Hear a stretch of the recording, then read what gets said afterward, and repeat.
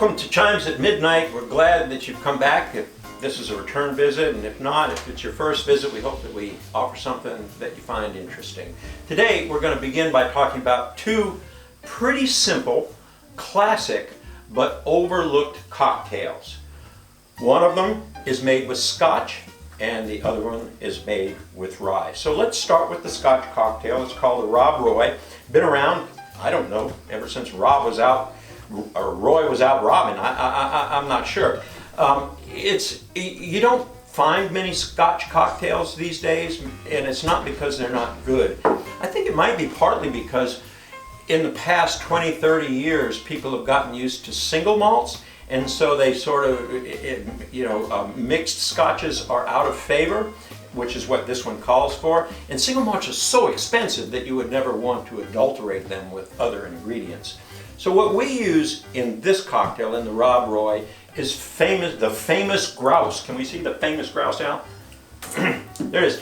So I started drinking the famous grouse when I was a boy in my teens, on the advice of my mother. She said, Dave, if you want a blended Scotch, I recommend the famous grouse, and I've been drinking it ever since. Tried many others, and I always come back. And by the way, it costs under $20 a bottle. Well, it's $19.99. So we're going to start with 2.5 ounces of the famous grouse. Again, this is a simple cocktail. One of the reasons that that's good is that if you're going to travel with a traveling cocktail, and we recommend that you use a shaken one for an aperitif, but for a late night cocktail, a simple one like the famous grouse is just perfect. It's very tasty, and it's simple enough that the flavor of the Scotch comes through, as well as the vermouth. We'll use Antica Formula in this one. You could use another fine red vermouth like Dolin, but we typically use this as our go-to red. So an ounce of that. And only one other ingredient's called for here, and that is Angostura bitters. I think 2 dashes will be good. Keep in mind that not everybody subscribes to this idea. It's not in the encyclopedia of cocktails, but we think of a dash as 1/8 teaspoon, and we've measured using these dropper bottles so that when Alex gets a good dropper full, that's 1/8 of a teaspoon. And then he'll stir it just a bit. And once he's stirred it, he's going to add a big rock. Here we go. Let her down there gently, and now you've got a Rob Roy. So what we're going to do is, you can't taste this one yet. We'll just put it right there. And we're going to make the next cocktail, which is a Monte Carlo. So the Monte Carlo, same thing. We're going to use, you can drink either of these served up, but since we've got Big Rock and we've got frozen double rocks glasses, that's what we're going to use. So a Monte Carlo is calls for rye. We're going to use a rye that I've only recently discovered that I think is a terrific one. It's this Pikesville rye. This is the big brother, I call it the big brother, of Rittenhouse. They're made by the same company. But this one's more expensive. It's just like a $50 bottle, but it's worth it. Especially in a drink like this, where the rye can come through because it's not a complicated drink. Having a very fine rye is really a wonderful thing. So, how many ounces are we putting in here? 2.5. 2.5. Okay. 2.5 ounces of Pikesville. So, fellas, we're not throwing this away. You with me? Okay. We are. Yep. 2.5. And Benedictine. So Benedictine is the sweetener here. It's very powerful. DOM is the brand of Benedictine that most people use, and it's great. It's a complicated sweetener. I don't even know what's in Benedictine. It's made by monks or something, and they don't ever tell you what their secrets are. So we'll use.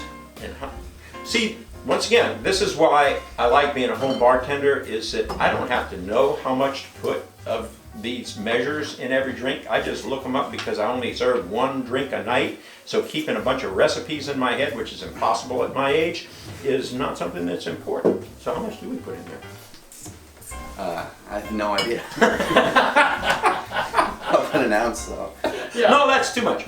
It's going to be too much. All right. Yeah, put half of that. Okay. I don't know if it's really going to be too much. And what it calls for, I do know this, is both Angostura and Peychaud bitters. Am I right? And you know, because we like bitters here, we're going to use 2 dashes of each. 1, 2. That's the Peychaud. And Alex is now going to use the Angostura bitters. 1, 2, and then we're going to add a big rock. Thank you, fellas.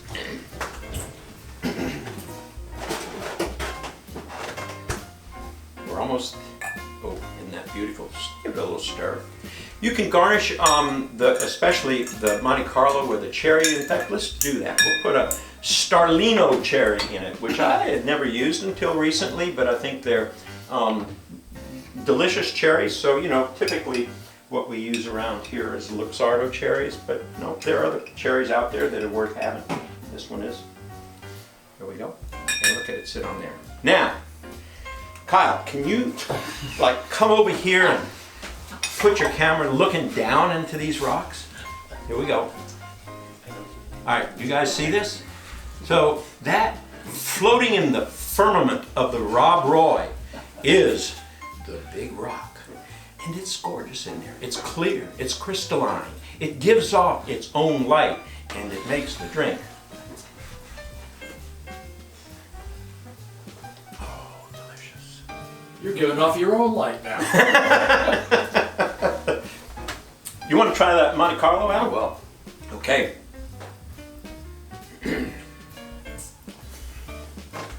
Yeah, I mean, these babies are good in their own right, but with a big rock, I mean, it's like, you know, the grandest star in the sky. So, what we hope you'll do is come back for our next episode, which is all about how you can make your own big rocks. Big rock. Yeah. Big rock. That'll be better than any big rocks you can get in any restaurant. So, see you soon.